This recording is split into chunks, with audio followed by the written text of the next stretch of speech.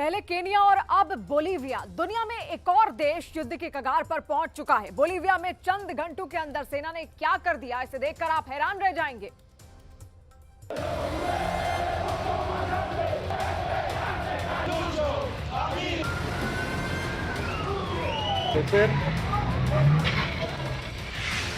बख्तरबंद गाड़ी से राष्ट्रपति भवन का दरवाजा तोड़ा जा रहा है।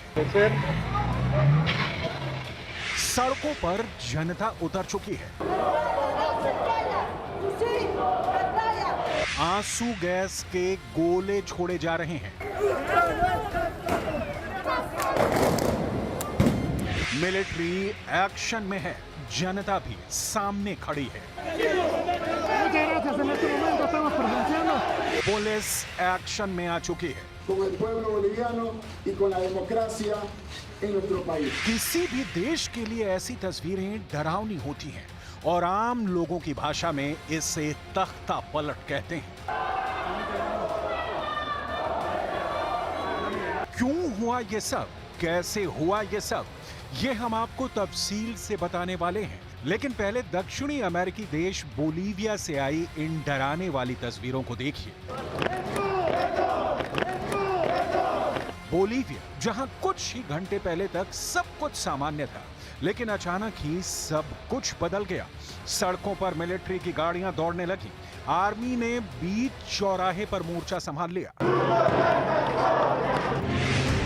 तारीख 26 जून, जगह बोलीविया का राष्ट्रपति भवन। सेना के एक बड़े दस्ते ने 26 जून की दोपहर को बोलीविया में विद्रोह कर दिया। हथियारों से लैस सैनिक देश की राजधानी लापाज की तरफ बढ़ रहे हैं। देखते ही देखते सैनिकों ने लापाज के सेंट्रल चौक पर नियंत्रण कर लिया। इसी इलाके में सरकारी इमारतें हैं, यानी वो इलाका जहां से बोलीविया की सत्ता चलाई जाती है। कुछ ही देर में स्थिति और बिगड़ी। जिन सड़कों पर आम दिनों में नेताओं, मंत्रियों की गाड़ियों का आना जाना रहता है, वहां तक सेना का पूरा कंट्रोल हो गया। हर तरफ बख्तरबंद वाहन, एक्शन में सैनिक, यानी बोलीविया की राजधानी को उसी की सेना ने बंधक बना लिया। आम जनता को इस तरह खदेड़ा जाने लगा। अपने ही देश में लोग बंधक बन चुके थे। सिर्फ इतना ही नहीं, कुछ ही देर बाद आई वो तस्वीरें जिसने बोलीविया में सत्ता की नींव को हिला दिया। बख्तरबंद वाहन से राष्ट्रपति भवन का दरवाजा तोड़ा जाने लगा। पहला हमला, दूसरा हमला, एक के बाद एक कई हमलों से आखिरकार बोलीविया में सत्ता के सबसे ऊंचे और मजबूत इमारत का दरवाजा टूट चुका था। सैनिक राष्ट्रपति भवन में दाखिल होने लगे, लेकिन तभी कुछ ऐसा हुआ जिसकी किसी ने उम्मीद नहीं की थी। राष्ट्रपति आर्स ने राष्ट्र को संबोधित किया और नागरिकों से अपील की कि वो सड़कों पर उतरें। Great house of the people से राष्ट्रपति की अपील का टेलीकास्ट हुआ।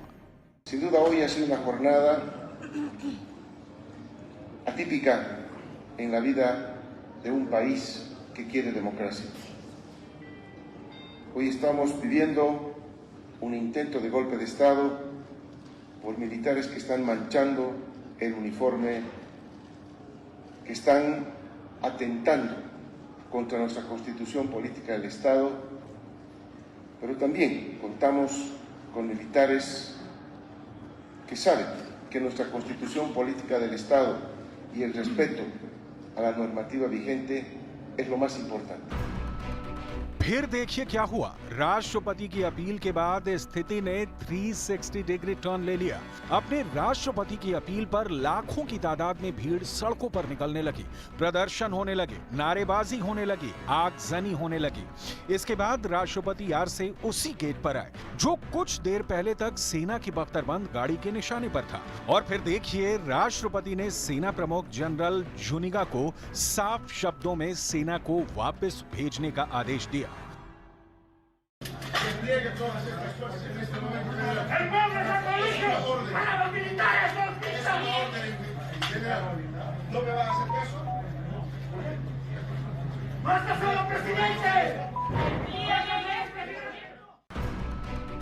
बोलीविया की सत्ता में होने वाला खेला बिल्कुल पलटने लगा। राष्ट्रपति आरसे फ्रंट फुट पर आ गए, जबकि जनरल जोनेगा बैक फुट पर। बोलीविया के जिस राष्ट्रपति भवन के बाहर दल बल के साथ सेना तैनात हो चुकी थी, वहां से कुछ ही घंटों के बाद सैनिक लौटने लगे। सेना की जगह पुलिस ने पूरे इलाके का नियंत्रण अपने हाथों में ले लिया। जनरल जोनेगा को गिरफ्तार कर लिया गया। जोस विल्सन बने मिलिट्री कमांडर। राष्ट्रपति भवन के अंदर आरसे ने जोस विल्सन सांचेज को सैन्य कमांडर के तौर पर शपथ दिलाई। उन्होंने शांति और व्यवस्था बहाल करने की अपील की। सांचेज ने कहा कि मैं आदेश देता हूं कि सड़कों पर जुटे सभी सैनिक अपने यूनिट्स में वापस लौट आएं। हम विनती करते हैं ताकि हमारे सैनिकों का खून ना बहे। Nosotros queremos establecer la democracia. Basta de que unos cuantos se han adueñado. Miren dónde nos han llevado. Nuestros niños no tienen futuro. El pueblo no tiene futuro.